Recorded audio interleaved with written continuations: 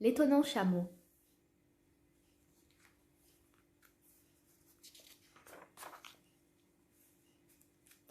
Il y a bien longtemps, un commerçant se mit à voyager dans le désert sur un chameau chargé de marchandises. Après avoir parcouru une grande distance, le commerçant fut saisi d'une immense fatigue due à une chaleur écrasante.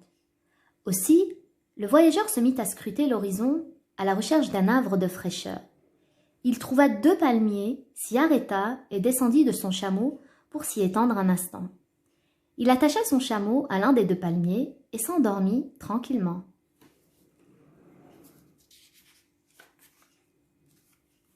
Lorsque le commerçant se réveilla, il fut surpris de constater que son chameau avait disparu. Sa corde était coupée. Il se mit à la chercher derrière les dunes avoisinantes et près des oasis, mais il ne trouva pas sa trace. Il s'assit sur un rocher, dépité, et se mit à réfléchir.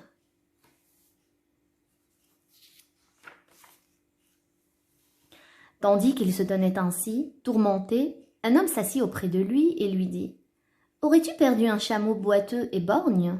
Le commerçant lui répondit tout heureux « Oui. » L'inconnu lui demanda « Ne transportait-il pas du miel sur l'un de ses flancs et du blé sur l'autre ?»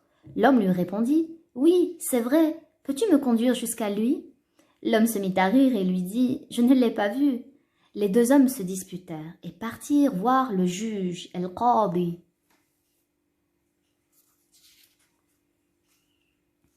Lorsque le juge interrogea l'homme pour savoir s'il avait volé le chameau, celui-ci lui dit « Non !»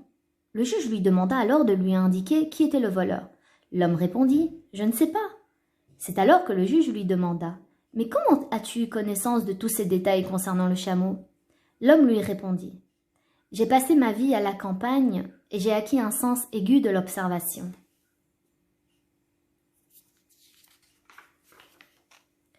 Le juge lui dit alors « Dis-moi comment as-tu su pour le chameau de ce commerçant ?» L'homme lui dit « Je suis passé près des traces de ce chameau et j'ai su que son maître l'avait perdu car je n'ai pas trouvé de traces d'humain à côté des siennes. J'ai vu qu'il n'avait brouté d'herbe que d'un seul côté aussi. J'en ai déduit qu'il était borgne. »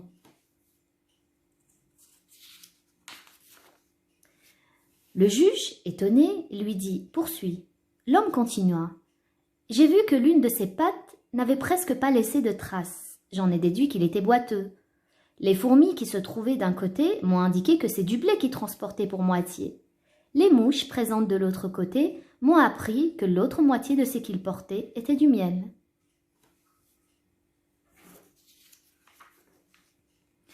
Le juge fut étonné de son sens de l'observation et ordonna qu'on le délivre.